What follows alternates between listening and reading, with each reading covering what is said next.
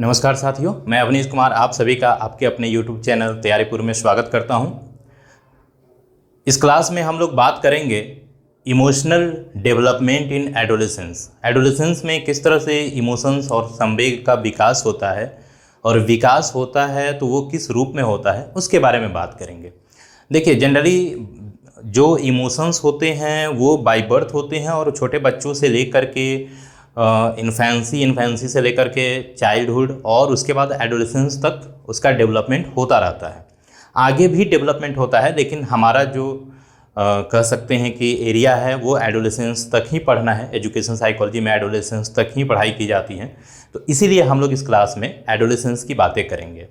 ठीक, एक चीज़ ध्यान रखना है कि इमोशंस क्या होता है, डेवलप तो हो रहा है, इमोशंस तो बाय बर्थ आ रहे हैं, लेकिन चीज़ों को समझने की एबिलिटी और उसके अकॉर्डिंग इमोशंस शो करने की जो एबिलिटी होती है उसमें डेवलपमेंट होता है। ठीक, एक छोटा बच्चा होता है, उसको कैसे मैनेज करना है इमोशंस को, उसे कहीं भी वो रो देगा, कहीं भी हंस देता है, कहीं भी वो भय उसमें आएगा, खुश कहीं भी हो सकता है, वो उसको पता नहीं होता कि किस सिचुएशन के अकॉर्डिंग कौन सा इमोशंस आपको शो करना है, प्रदर्शित करना है। ये बच्चों में डेवलप नहीं होता, और ये डेवलप किस स्टेज में आकर के होता है, एडोलेसेंस पीरियड में। कुछ ऐसे इमोशंस हैं जो एडोलेसेंस में भी नहीं होते डेवलप, वो कंप्लीट डेवलपमेंट उसका जो फर्दर डेवलपमेंटल स्टेजेज है वहाँ होते हैं। तो देखिए, इस क्लास में हम लोग बातें करेंगे कुछ इमोशंस की। ठीक है, कि किशोरावस्था की जो इमोशंस हैं उसके क्या लक्षण हैं। ठीक है,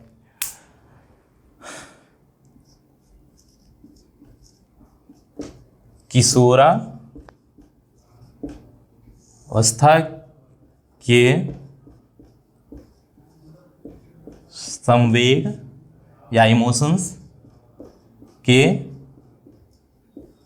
लक्षण।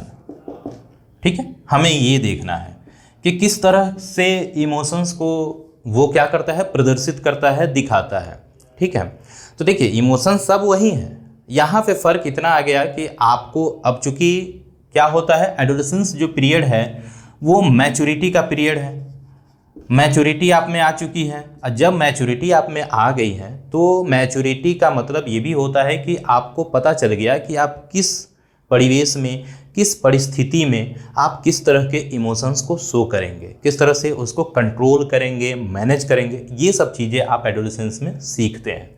ठीक है, तो पहला जो इमोशंस आपको देखने को मिलता है, जैसे एक बच्चा है, बच्चे में इमोशंस कैसा दिखेगा कि अगर उसे कोई चीज़ उसको जो उसके इंटरेस्ट का चीज़ है वो उसको मिल गया, या जो उसको पसंद है वो चीज़ें, वो उसी तरह की एक्टिविटी उसके साथ हैपन हो गई, तो वैसे कंडीशन में क्या होगा, वो खुश हो जाएगा और आपको दिख जाएगा कि हाँ, ये खुशी इसलिए इसको हुई है कि इसको किसी पार्टिकुलर जो भी उसकी नीड थी वो फुलफिल हो गई, या फिर जो उसको पसंद था वो चीज़ें उसको मिल गई। ठीक, लेकिन जब एडोलेसेंस में होते हैं तो वहाँ पे एक गुण होता है छुपा लेने का।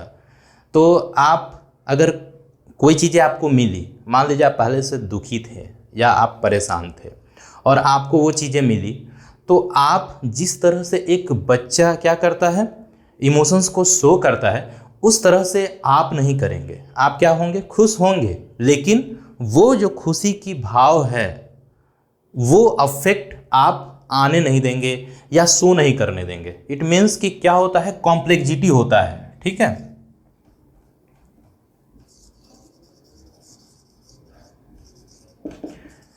कहीं ना कहीं जो इमोशंस होते हैं उसमें जटिलता आ जाती है। किसमें, एडोलेसेंस पीरियड में, कि पता नहीं चलेगा, सामने वाला देख करके ये नहीं बता पाएगा कि आप खुश हैं, दुखी हैं, या फिर अंदर से रो रहे हैं, या फिर आश्चर्य में हैं। ये उसको एक तरह से सेपरेट करना या उसको पहचान पाना, उसको आइडेंटिफाई करना, वो क्या हो जाता है, मुश्किल हो जाता है, टफ हो जाता है। ठीक है, एडोलेसेंस पीरियड में। ठीक, और कहीं ना कहीं इसलिए क्योंकि अब आपको समझ में आ गया है कि इमोशंस को मैनेज कैसे करना है, कंट्रोल कैसे करना है। ठीक है, दूसरा जो गुण होता है, जो लक्षण होते हैं, डेवलप होते हैं किस स्टेज में, एडोलेसेंस पीरियड में, वो होता है अमूर्त भाव का। अमूर्त भाव मतलब कि एब्स्ट्रैक्ट, जो एब्स्ट्रैक्ट फीलिंग होती है, मतलब कि जो चीज़ें आपको मिल गई, दिख गई, आप उससे भी क्या हो रहे हैं, खुश हो जा रहे हैं। ये कैरेक्टरिस्टिक्स किसके हैं, ये बाल्यावस्था के हैं, चाइल्डहुड के हैं।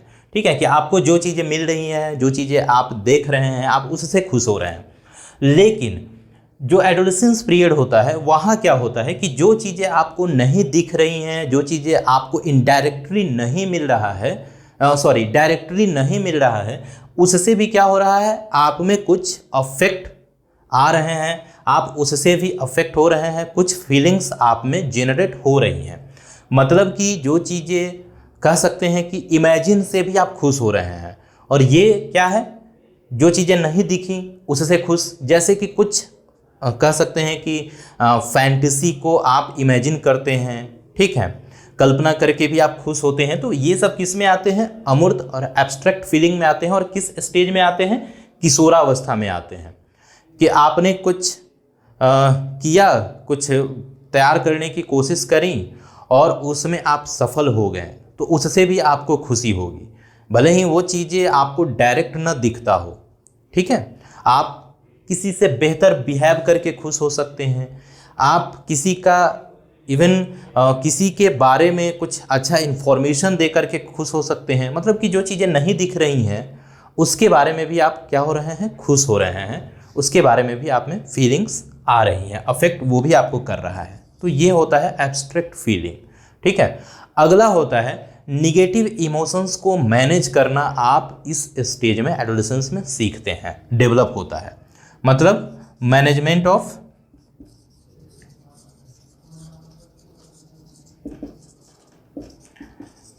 निगेटिव फीलिंग्स कह लीजिए या इमोशंस कह लीजिए। ठीक है, फीलिंग्स और इमोशंस। निगेटिव इमोशंस मतलब होता है कि आप में भय है, या आप बहुत ज़्यादा आप में दुख हुआ, सैडनेस हुआ, या डिसगस्ट हैं। तो इस तरह के जो भी फीलिंग्स हैं, इमोशंस हैं, आप इस स्टेज में आकर के क्या करते हैं, उसको मैनेज करना सीख जाते हैं, उसको हैंडल करना सीख जाते हैं, उसको सप्रेस करना सीख जाते हैं। किस स्टेज में, एडोलेसेंस स्टेज में। इससे पहले के स्टेज में जो बच्चा होता है, अगर देखा जाए तो बाल्यावस्था या चाइल्डहुड की स्टेज होती है, उसमें क्या होता है कि अगर उसको दुख हुआ वो रोना शुरू करेगा, या उसके लिए वो क्रोधित होगा, गुस्सा करेगा। लेकिन यहाँ पे क्या होगा कि वो मैनेज करना शुरू कर देगा, वो जाहिर नहीं होने देगा, आपको पता नहीं चलने देगा कि हाँ उसे भय हुआ या गुस्सा हुआ या फिर उसमें डिसगस्ट की फीलिंग आई है। तो ये सब इमोशंस क्या है, मैनेजमेंट है। और ये किस में आते हैं, ये किशोरावस्था में डेवलप होते हैं। तो कैसे मैनेज करना है, ये किस में डेवलप हुए, किशोरावस्था में डेवलप हुआ। अगला क्या है, तो अगला है कि शेयरिंग ऑफ इमोशंस। ठीक है, शेयरिंग ऑफ इमोशन। इमोशंस को क्या करते हैं, वो शेयर करना सीखते हैं इस स्टेज में, किसमें, एडोलेसेंस में। ठीक, आपको खुशी हुई है, आप इसको बता रहे हैं, या दूसरे की जो खुशी है, दूसरे की जो भाव है, इमोशंस है, उसको क्या हो रहा है, आप समझ पा रहे हैं, आप एक तरह से सीख पा रहे हैं। ठीक है, इसमें क्या होता है, मैनेजमेंट में सेल्फ कंट्रोल, ये कहीं ना कहीं सेल्फ कंट्रोल से रिलेटेड है मैनेजमेंट।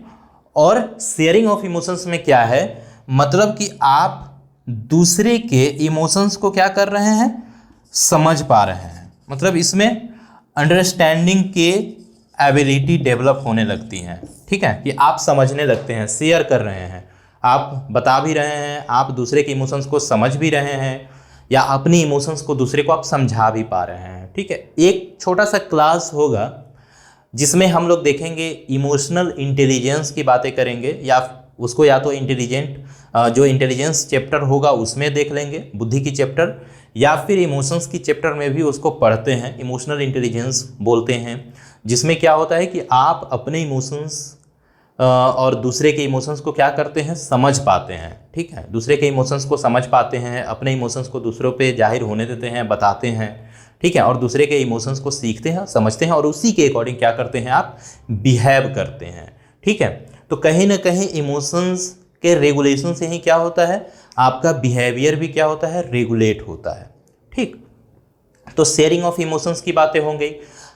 अगला होता है टोलरेंस, टोलरेंस ऑफ लोनलीनेस। ये भी इमोशंस के ही क्या है, पार्ट हैं, कि जब आप अकेला फील करते हैं, टोलरेंस ऑफ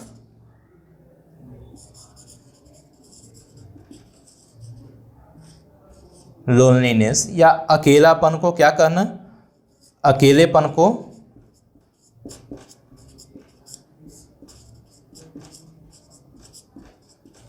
सहन करना। ये भी किस में डेवलप होता है, एडोलेसेंस पीरियड में होता है। आप अकेले होंगे, एक छोटा बच्चा अकेले होगा, उसको थोड़ा भी किसी तरह का इमोशंस आएगा, चाहे फियर का हो या जॉय का हो, तो वो क्या करेगा, वो या तो बहुत हंसने लगेगा या फिर अकेला होगा, डरेगा, रोने लगेगा। लेकिन क्या होता है, आप अकेलेपन को फील करना और उसको मैनेज करना या फिर उसको टोलरेट करना किस स्टेज में सीखते हैं, वो एडोलेसेंस पीरियड में आप जा कर के अपने इमोशंस को, अपने भाव को क्या करते हैं, आप टोलरेट करना शुरू कर देते हैं, सहन करने लगते हैं। तो ये सब क्या है, कहीं ना कहीं सिम्टम्स हैं या फिर डेवलपमेंट हैं इमोशंस के, जो किस में आते हैं, किस स्टेज में जा कर के ये कंप्लीट होते हैं। इस तरह के आपको समझना, सहना, उसको मैनेज करना, कंट्रोल करना, ये सब किस स्टेज में आते हैं, किशोरावस्था में आते हैं। ठीक है, कुछ ऐसे इमोशंस हैं जो आगे चल कर के धीरे धीरे क्या होते हैं, स्ट्रांग होते हैं, डेवलप होते हैं। आप एडोलेसेंस में जाते हैं, एक इमोशंस हैं जो जनरली देखने को मिल जाता है, उसको आप बहुत ज़्यादा सप्रेस कंट्रोल नहीं कर पाते हैं, जैसे एंगरनेस है, या फिर जो इमोशंस ऑफ लव है उसको क्या कर पाते हैं, आप कंट्रोल कभी कभी नहीं कर पाते हैं। तो कुछ ऐसे डेवलपमेंटल कह सकते हैं स्टेजेज हैं जहाँ पे जा कर के इमोशंस का कंप्लीट जो डेवलपमेंट होता है वो हो पाता है। जैसे एडल्टहुड में जाने के बाद कुछ ऐसे इमोशंस हैं जिसका डेवलपमेंट कंप्लीट हो जाता है, आप समझ जाते हैं वहाँ पे कैसे मैनेज करना है। ठीक है, तो कंप्लीट यहाँ भी नहीं होता, लेकिन कुछ चीज़ें हैं जो यहाँ आकर के कंप्लीट हो जाती हैं, आप समझने लगते हैं उस चीज़ को। ठीक है, बाकी अगर देखा जाए तो इमोशंस ऐसे चीज़ हैं जो लाइफ लॉन्ग इंसान के साथ रहते हैं। इंसान ऐसा नहीं है कि बड़े हो गए हैं तो वो रो नहीं सकते हैं, बड़े हो गए हैं तो वो हंस नहीं सकते हैं, या हमेशा मैनेज ही करते रहेंगे, ऐसा नहीं होता। ठीक है, अगर ऐसा होने लगे तो फिर क्या होगा, इंसान इंसान नहीं रह जाएगा। ठीक, तो इसीलिए ये चीज़ें आपने देखा, ये चीज़ें आपने सीखा। यहाँ पे आगे देखते हैं, कुछ थ्योरी की बातें कर लेते हैं इमोशंस की, कि इमोशन का एक्सपीरियंस होता कैसे है। बहुत ज़्यादा बायोलॉजिकल टर्म पे नहीं जाएंगे कि हार्मोन्स कैसे एक्टिव होते हैं, कैसे काम करते हैं, कैसे ब्रेन का पार्ट काम करता है, इस पे बात ज़्यादा नहीं करेंगे। ठीक है, बस आपको थोड़ा सा बता देता हूँ कि इमोशंस का एक्सपीरियंस कैसे होता है। अगर आप कोई भी इवेंट होता है आपके साथ, या कोई प्रोवोकिंग सिचुएशन आपके साथ आता है, तो किस तरह से इमोशनल एक्सपीरियंसेज आप में होता है, उसका थोड़ा सा आपको बता देता हूँ। आपको जानकारी होना चाहिए। देखिए, एग्ज़ाम के पर्पस से बहुत इम्पोर्टेंट ये नहीं है जो अभी जब पढ़ाने जा रहा हूँ, लेकिन अगर आप जान जाएंगे तो सही रहेगा। ठीक, चलिए देखते हैं कुछ theories of emotions. Theories of emotions. देखिए, इमोशन को अगर आप समझ जाएंगे, जान जाएंगे, इमोशंस के बारे में आपका अगर अच्छा नॉलेज रहेगा, तो आप कहीं भी क्या होगा, आप बेहतर ढंग से बिहेव कर पाएंगे। ठीक है, आप अपने पर्सनालिटी को बेहतर ढंग से क्या कर पाएंगे, डेवलप करा पाएंगे, लोगों के सामने बेहतर ढंग से अपने आप को रख पाएंगे। तो इमोशंस को समझना बहुत ज़रूरी इसीलिए हो जाता है। ठीक है, देखिए, पहला जो थ्योरी है वो है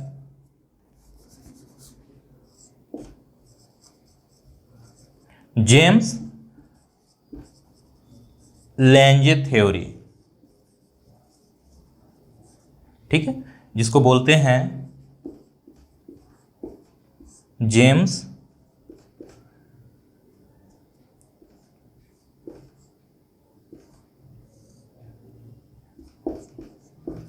सिद्धांत।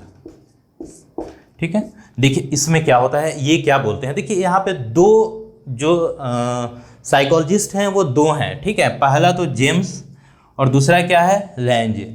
ठीक है, ये दोनों ने क्या दिया है, इस थ्योरी को दिया है, जिसका नाम, थ्योरी का नाम क्या पड़ा है, जेम्स लैंजे थ्योरी। ये क्या बताते हैं बस इतना जानिए, बहुत ज़्यादा क्वेश्चंस नहीं आते हैं इससे।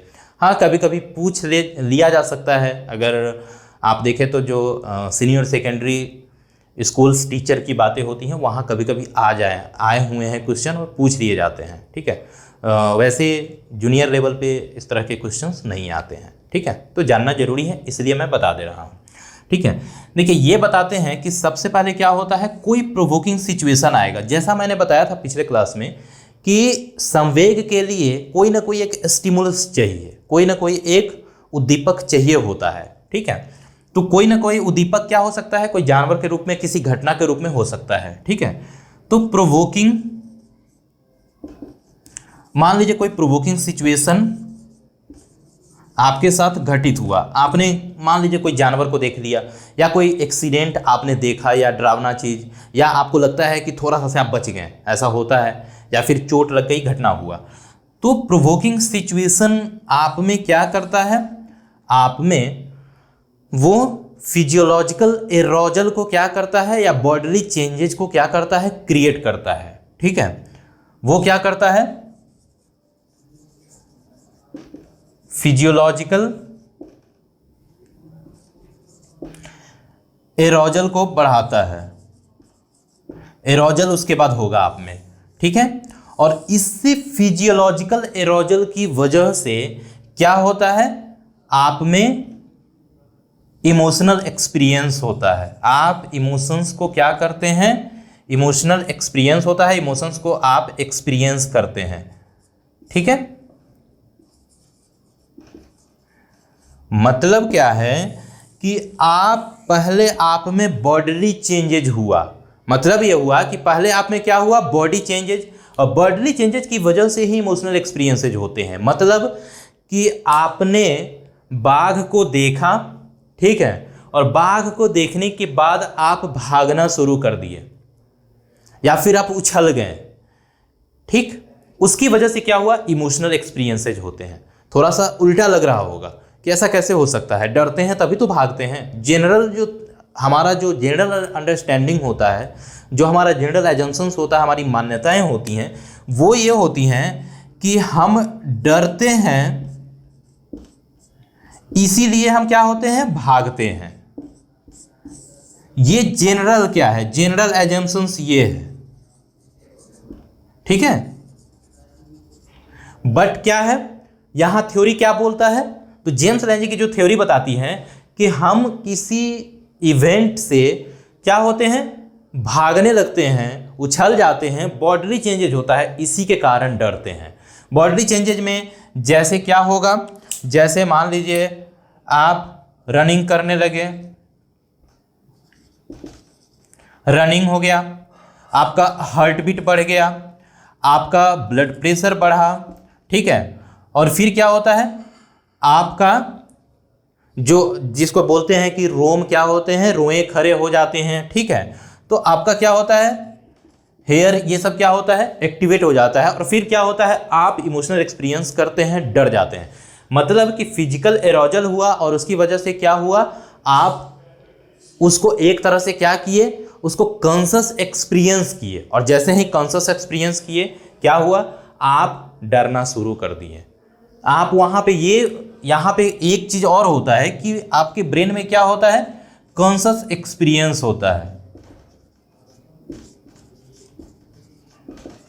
और कॉन्शियस एक्सपीरियंस किस चीज़ का होता है, तो वहाँ पे बातें क्या चलती हैं आपके माइंड में, न्यूरॉन्स में, कि आप क्यों इस तरह के बॉडीली चेंजेज हुए, और इसी बॉडीली चेंजेज का कॉन्शियस एक्सपीरियंस जैसे ही होगा, तभी क्या होगा, आप में डर का संवेग आप में आने लगेगा। आप में क्या होगा, संवेग जेनरेट हो जाएगा।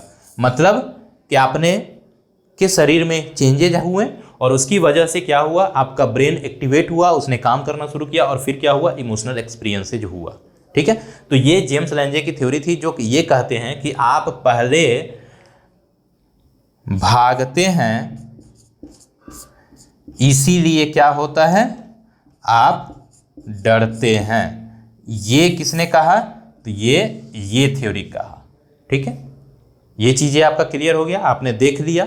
ठीक, चलिए अगले थ्योरी की तरफ चलते हैं, ज़्यादा समय नहीं लेना है, अगले थ्योरी की तरफ चलते हैं। अगला जो थ्योरी है वो है कैनन-बार्ड थ्योरी। और कैनन-बार्ड थ्योरी की जो कह सकते हैं बातें हैं उसमें, वो थोड़ा सा इससे अपोजिट कह सकते हैं, अपोजिट है। ठीक, वो कहते हैं कि जब आप कोई भी प्रोवोकिंग सिचुएशन आपके सामने आता है, जब आप देखते हैं तो क्या होता है, आप में प्रोवोकिंग सिचुएशन जैसे ही आपने देखा तो उसके बाद क्या होगा, कॉन्शियस एक्सपीरियंस होगा, और फिर क्या होगा, फिजियोलॉजिकल एरोजल होगा। ठीक है, देखिए वहाँ पे जैसे यहाँ पे आपने देखा था जेम्स लैंजे में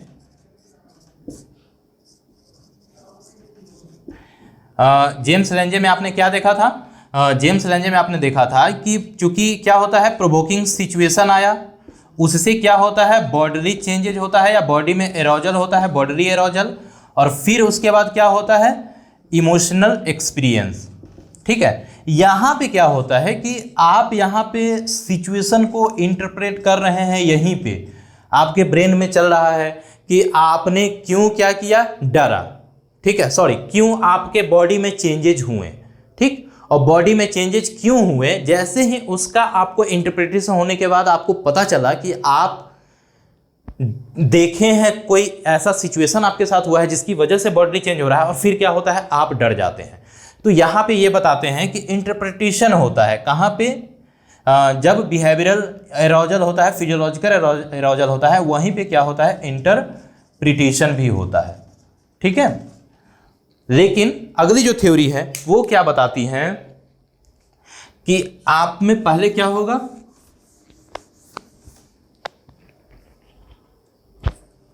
अगला थ्योरी है कैनन-बार्ड।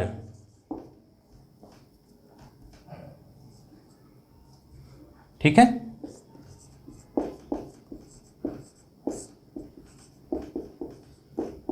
कैनन-बार्ड की थ्योरी है। दो यहाँ पे भी दो साइकोलॉजिस्ट हैं, एक कैनन है, दूसरा बार्ड है। ठीक है, कैनन-बार्ड क्या बताते हैं कि पहले प्रोवोकिंग सिचुएशन, कोई भी इवेंट होगा, ठीक है, जैसे आपने प्रोवोकिंग सिचुएशन आया, ठीक है, तो प्रोवोकिंग सिचुएशन के बाद क्या होगा, आप में आप उसका कॉन्शियस एक्सपीरियंस होगा, इमोशंस का क्या होगा, कॉन्शियस एक्सपीरियंस होगा आपके बॉडी में, फिर क्या होगा, और आप डरेंगे। मतलब कि दोनों साथ होगा, जो कॉन्शियस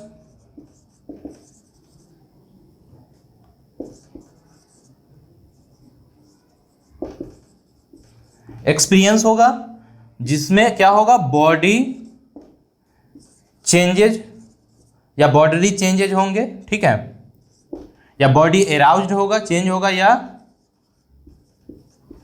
एराउज्ड होगा। ठीक है, और फिर साथ में ही क्या होगा, आप में इमोशनल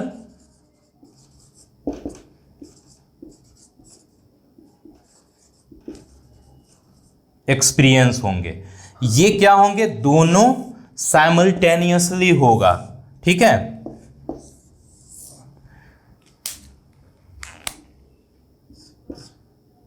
ये दोनों क्या है,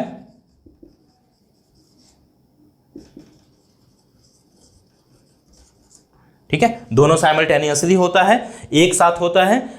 जैसे ही क्या हुआ, आपने कुछ देख लिया, जैसे आपने मान लीजिए कि आपने चीता देख लिया, आजकल चीता कुछ ज़्यादा ही वर्ड सुनने को मिल रहा होगा, जो विदेश से लाए हैं मोदी जी, अपने बर्थडे पे उसको छोड़े हैं।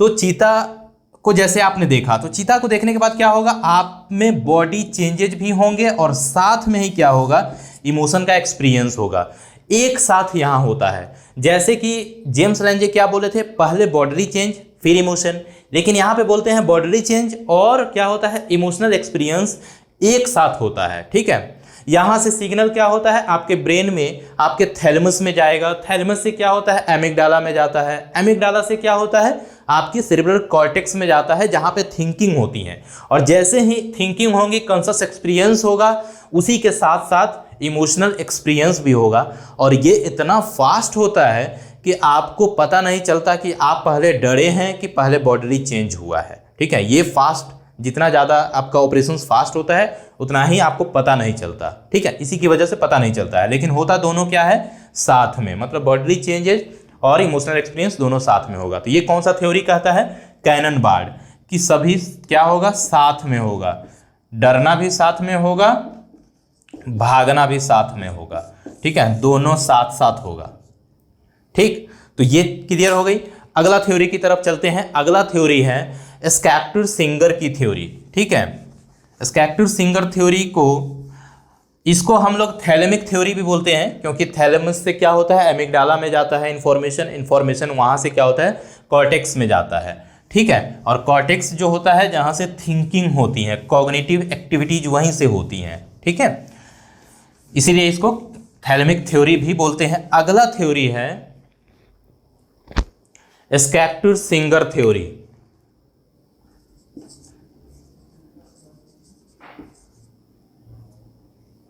अगला थ्योरी है आपका स्कैक्टर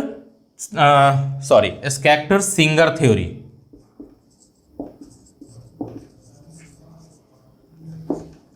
थ्योरी ऑफ इमोशन। ठीक है, अब देखिए ये थ्योरी क्या बोलती है। ये थ्योरी बोलती है कि जैसे ही कोई प्रोवोकिंग सिचुएशन आएगी, जैसे ही कोई प्रोवोकिंग सिचुएशन आया, आप में क्या होगा कि आप उसको क्या करेंगे, वो आप में फिजियोलॉजिकल एरोजल तो जनरेट करेगा ही, ये क्या करेगा, फिजियोलॉजिकल जनरेट करेगा, एरोजल।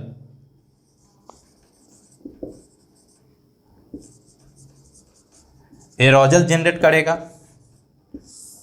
ठीक है, उसके बाद क्या करेगा ये, कि आप में क्या होगा, कॉग्निटिव लेवलिंग होगा, मतलब कि आप उसको क्या करेंगे, इंटरप्रेट करेंगे, और ये दोनों साथ साथ होगा।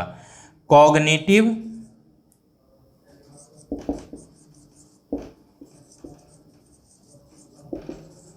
लेवलिंग होगी, जिसको हम लोग बोलते हैं जनरली क्या बोलते हैं, इंटरप्रिटेशन करना।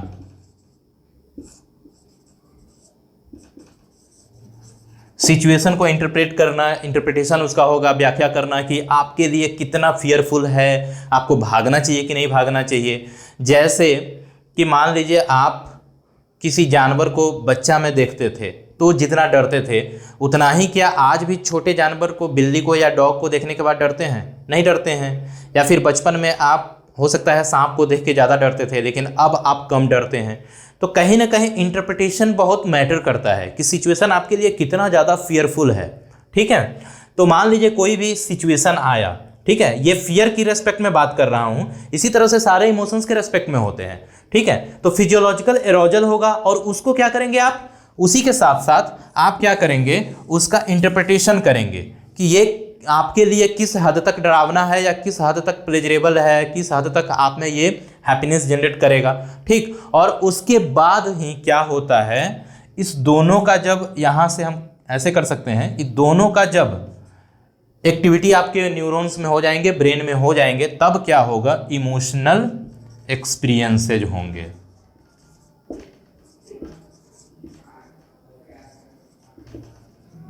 ठीक है, तो ये आपने देखा इस थ्योरी में क्या कहा गया।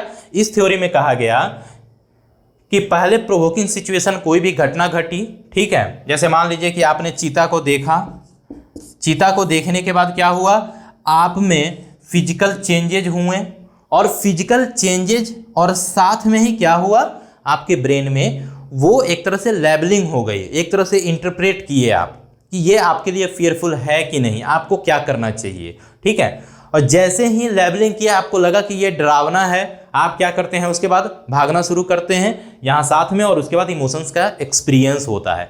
मतलब कि पहले फिजियोलॉजिकल एरोजल होगा, फिर इमोशंस होगा। ठीक है, तो अगर देखा जाए तो कहीं ना कहीं ये थ्योरी थोड़ा सा एक स्टेप आगे है, किससे, जेम्स लेंजे की थ्योरी से। ठीक है, तो यहाँ पे आपने थ्योरी देखा।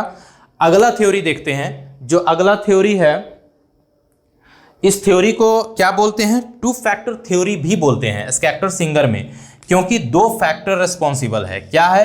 एक तो फिजियोलॉजिकल एरोजल भी एक फैक्टर है, और दूसरा फैक्टर क्या है? दूसरा फैक्टर कि आप इंटरप्रेट कर रहे हैं, ठीक है, ये सेकेंड फैक्टर ये है, और दो फैक्टर है, इसीलिए इसके थ्योरी को स्कैक्टर सिंगर थ्योरी को बोलते हैं टू फैक्टर थ्योरी भी बोलते हैं। तो याद रखिएगा, टू फैक्टर थ्योरी किसको बोलते हैं? स्कैक्टर सिंगर की, जहां पे वो इमोशनल एक्सपीरियंस के लिए पहले क्या बोलते हैं? फिजियोलॉजिकल एरोजल, और उसका एक तरह से इंटरप्रिटेशन जरूरी है, ठीक है, कि आपके लिए डरावना है या नहीं है, आपके लिए खुशी का मौका है या नहीं है, ठीक है। दोनों फैक्टर एक साथ होंगे तभी जा करके आप में क्या होंगे? इमोशनल एक्सपीरियंसेस होंगे, ठीक है। चलिए अगला जो थ्योरी है वो है लैजारस की थ्योरी।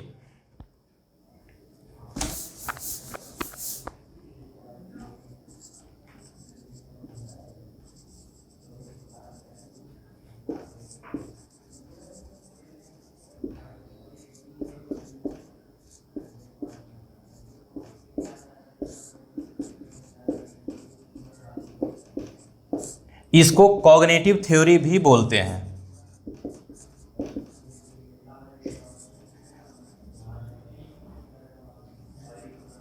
इसको क्या बोलते हैं? Cognitive theory. अब देखिए ये क्या बताते हैं? ये बताते हैं कि सबसे पहले तो क्या होगा? एक प्रोवोकिंग सिचुएशन आएगा। चीता आया आपने के सामने, प्रोवोकिंग सिचुएशन। प्रोवोकिंग सिचुएशन क्या किया आप में? तो प्रोवोकिंग सिचुएशन आप में क्या कर रहा है?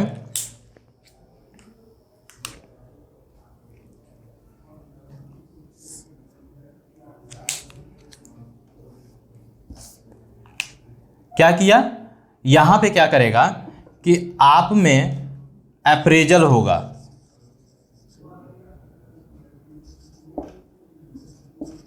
अप्रेजल होगा। अप्रेजल मतलब होता है एक तरह से कि आप उसको इवैल्यूएट कर रहे हैं।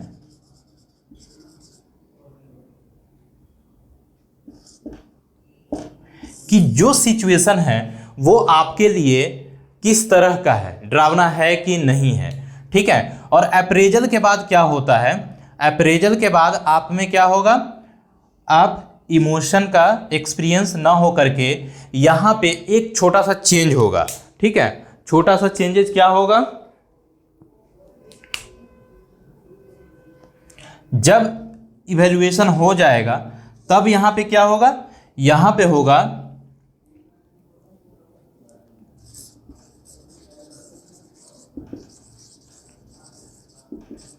फिजियोलॉजिकल एरोजल होगा, और साथ में ही क्या होगा? इमोशंस का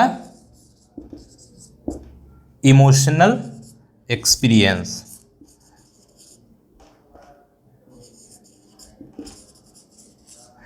आप यहां पे देख सकते हैं कि यहां पे क्या हो रहा है? यहां पे क्या हो रहा है कि सेकेंड स्टेज में, फर्स्ट में तो आपने चीता को देखा, सेकेंड स्टेज में क्या हुआ कि आप उसको इवेल्युएट किए कि चीता आपके लिए डरावना है कि नहीं, और अगर डरावना है, भागने लायक है, तो आप भागेंगे भी और फिजिकल एरोजल भी दोनों एक साथ होगा। अब देखिए यहां पे आपने देख लिया, ठीक है। यहां पे क्या हो रहा है कि कॉग्निशन आपका लग रहा है, आप सोच रहे हैं, समझ रहे हैं कि आपके लिए किस तरह का है ये इवेंट, और फिर क्या हो रहा है? इमोशनल एक्सपीरियंस और फिजिकल एरोजल साथ में हो रहा है। अब देखिए जेम्स लैंजे क्या बोल रहे हैं। जेम्स लैंजे बोलते हैं कि पहले फिजियोलॉजिकल एरोजल होता है, फिर उसके बाद क्या होता है? इंटरप्रिटेशन करते हैं और एक्सपीरियंस दोनों साथ में हो जाता है, ठीक है। उसके बाद क्या है? जेम्स लैंजे आपने क्या कहा कि पहले फिजिकल एरोजल, फिर आप भाग गए, मतलब चीता देखें और भाग गए, इसीलिए डर गए। कैनन बार्ड क्या बोलते हैं कि आप अगर चीता को देखे हैं तो उसके बाद क्या होगा? चीता के बारे में कॉन्शियस एक्सपीरियंस, और उसके बाद क्या होगा? फिजियोलॉजिकल एरोजल दोनों साथ में होगा। कॉन्शियस एक्सपीरियंस मतलब इमोशनल एक्सपीरियंस, ठीक है। तो दोनों साथ में हो रहा है। ये कौन बता रहे हैं? Cannon board. थर्ड में क्या है, स्कैक्टर सिंगर। वो क्या बताते हैं कि जैसे ही आपने चीता को देखा, आप में क्या होगा, फिजियोलॉजिकल एरोजल होगा, उसको आप कॉग्निटिव ढंग से उसको सोचेंगे, उसका लेबलिंग करेंगे, इंटरप्रेट करेंगे और फिर इमोशनल एक्सपीरियंस हो जाएगा। तो ये दोनों साथ में हुआ, फिजियोलॉजिकल एरोजल और उसका इंटरप्रिटेशन दोनों साथ में हुआ, फिर आप डर गए। ठीक है, हाँ डर गए। ठीक, और स्कैक्टर सिंगर क्या बोलते हैं, तो स्कैक्टर सिंगर बोलते हैं कि आप जैसे ही कोई सिचुएशन, लेजारस क्या बोलते हैं कि जैसे ही आपने चीता को देखा, चीता को देखने के बाद क्या होगा कि आप उसको इंटरप्रेट करेंगे, अप्रेजल होगा। ठीक है, इवेल्युएट आप करेंगे। इवेल्युएट जैसे ही किया और दोनों फिर क्या हुआ, एक्सपीरियंस और बॉडली जो एरोजल है दोनों क्या हुआ, साथ में हुआ। तो ये था क्या, थ्योरीज ऑफ इमोशंस, जिसके बारे में आशा करते हैं आप समझ गए होंगे। ठीक है, इसको एक बार दो बार देख लीजिएगा, किस तरह से डायग्राम बना है, डायग्राम से ही समझ में आपको आ जाएगा। ठीक है, तो इस क्लास को यहीं पे समाप्त करते हैं, मिलते हैं नेक्स्ट क्लास में। अगर क्लास आपको पसंद आ रही है तो लाइक करिए, सब्सक्राइब करिए, शेयर करिए और बेल आइकन को बिल्कुल दबाइए, जिससे कि नोटिफिकेशन आपको मिलता रहेगा। ठीक है, तो इस क्लास को यहीं पे समाप्त करते हैं, मिलते हैं नेक्स्ट क्लास में। तब तक के लिए बेहतर ढंग से पढ़ाई करिए, स्वस्थ रहिए। जय हिंद।